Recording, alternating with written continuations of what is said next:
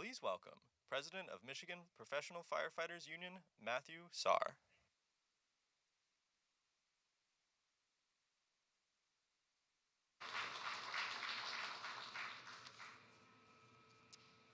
Good afternoon. I'm honored to be here to welcome Vice President Harris. Vice President Harris has the backs of workers and firefighters her entire career. She fought wage theft in California as the state's Attorney General. In the Senate, She fought to protect workers from extreme heat and supported legislation to make sure that every worker has the right to organize. As Vice President, she helped increase our AFG and SAFER grants to make sure we have the equipment we need to keep our community safe.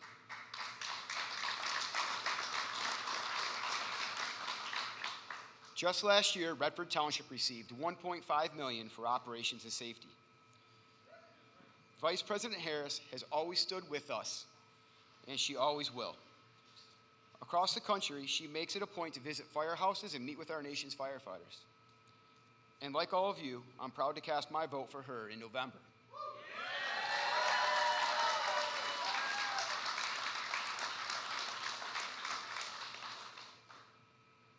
Now, it is my honor to introduce the next President of the United States, Kamala Harris.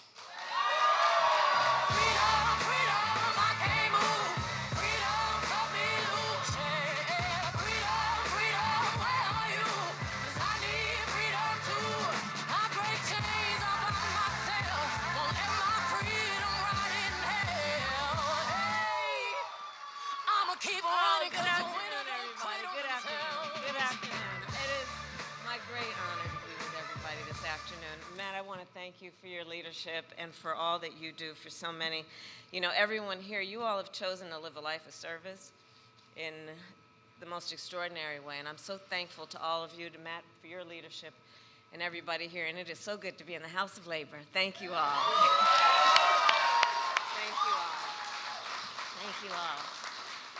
And you know, yours is a profession that is more than a profession. It really is about a calling.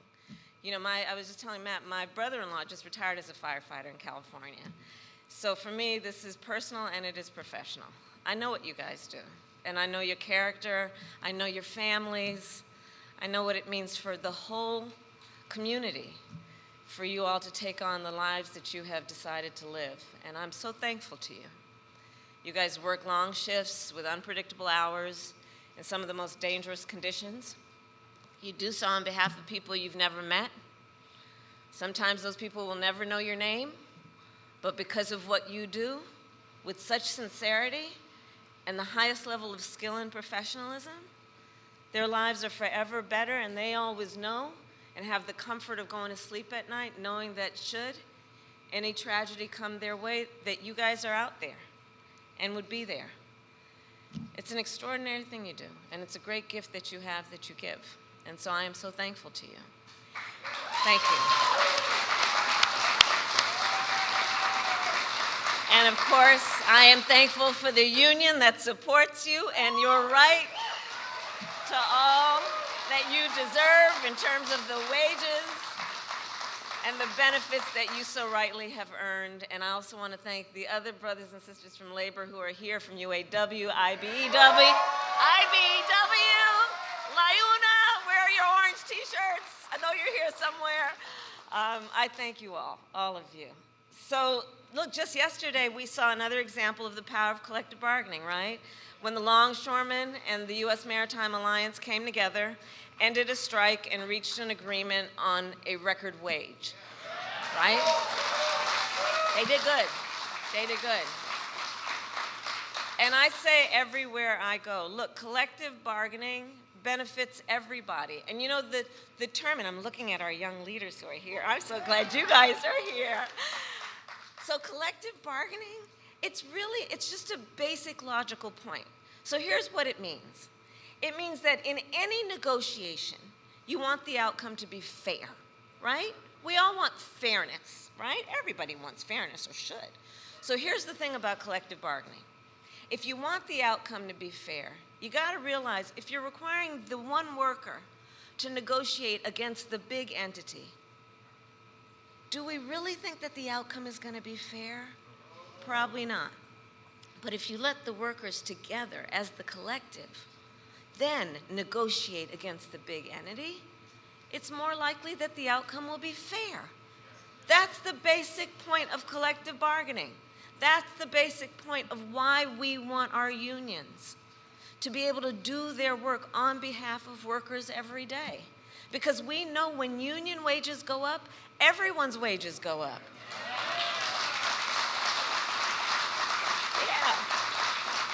And when union workplaces are safer, all workplaces are safer.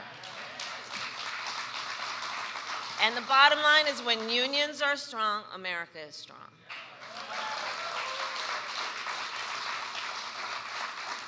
And our unions have always fought to make our nation then more equal, more fair, and more free. And in this election, in 32 days, everything we have fought for is on the line.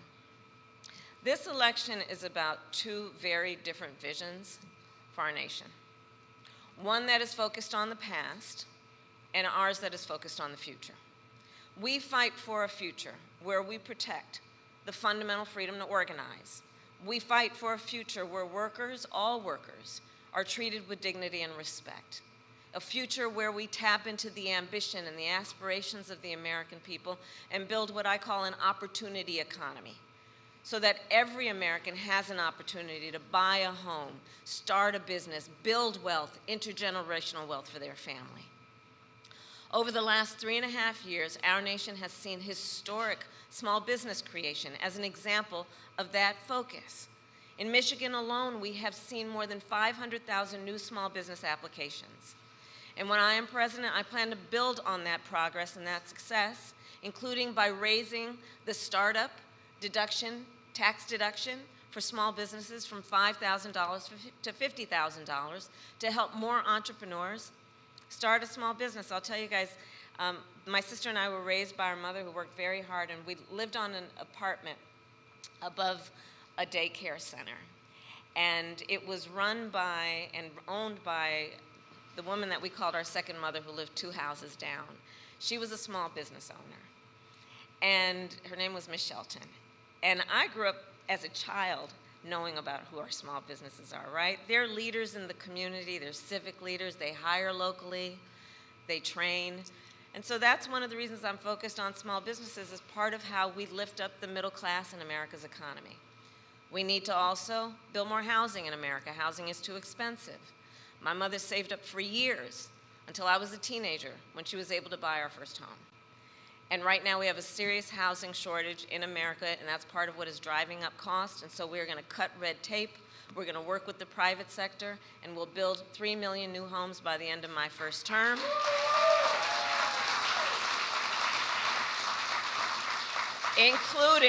Including providing first-time home buyers with a $25,000 down payment assistance so they can just get their foot literally in the door to be able to invest in the American dream, which not everyone has access to these days. We need to lower the cost of living, because look, our economy, while we're making good progress, just this morning, in fact, we got a solid jobs report, over 250,000 jobs created last month, unemployment fell, and just a few weeks ago, the Federal Reserve cut down interest rates, which is going to be great for a lot of folks, but there's still more work we need to do. Prices for everyday things like groceries are still too high. You know it and I know it. And so we have a plan to lower costs on everything from healthcare to groceries, including what I've done in my career as Attorney General, which is we got to take on corporate price gouging. We got to take on what we need to do to understand that if you want to grow the middle class, we need more middle class tax cuts. And the tax cut that is part of my plan will give a tax cut to 100 million Americans. We need to expand child tax credit, and I will do that to expand it to $6,000 so that for the first year of a child's life, their parents have the resources that they need to be able to buy a crib or a car seat. And in that very critical stage of their child's development, just be able to do more than get by, but be able to get ahead. And I say all this to say, I will always put the middle class and working families first. I come from the middle class, and I will never forget where I come from. I will never forget where I come from.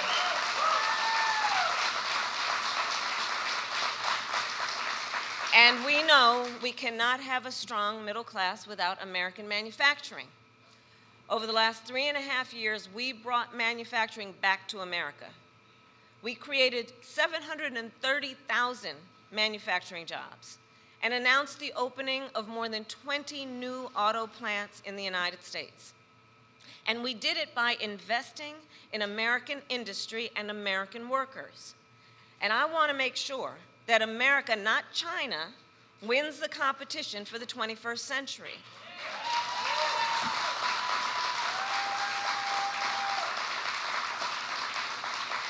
So under my plan, we will invest in the industries that built America, like steel, iron, and the great American auto industry. Yeah. So we can ensure that the next generation of breakthroughs, from advanced batteries to electric vehicles, are not only invented but built right here in America by American union workers.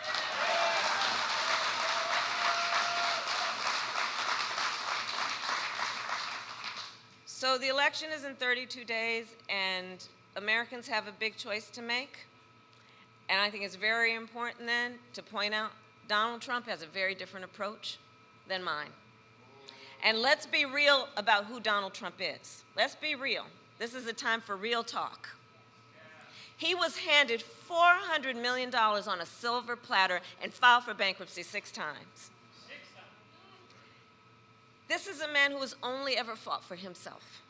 This is a man who has been a union buster his entire career, who has called union leaders, quote, dues-sucking people.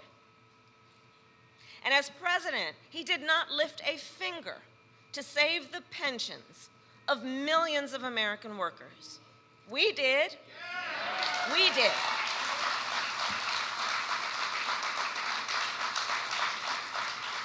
This is a man who sold promise after promise to American workers but never delivered, who said he supports so-called right-to-work laws 100%. Those are his words. He who joked and laughed about firing striking workers. You remember that? Who rolled back labor standards and made it easier for companies that break labor laws to get federal contracts. And Donald Trump is a man who tried to cut funding for our first responders, including SAFER grants for firefighters. So brothers and sisters, as we stand here in a house of labor, we will not be fooled. We will not be gaslighted. Donald Trump's track record is a disaster for working people. And he's trying to gaslight people all over our country. But we know the facts, and we know the truth. He is an existential threat to America's labor movement. Just look at his track record to know. He said he was the only one who could bring back America's manufacturing jobs. Michigan knows what I'm about to say. Then America lost nearly 200,000 manufacturing jobs when he was president, including tens of thousands of jobs in Michigan. And those losses started before the pandemic, so we're clear, making Donald Trump one of the biggest losers of manufacturing jobs in American history.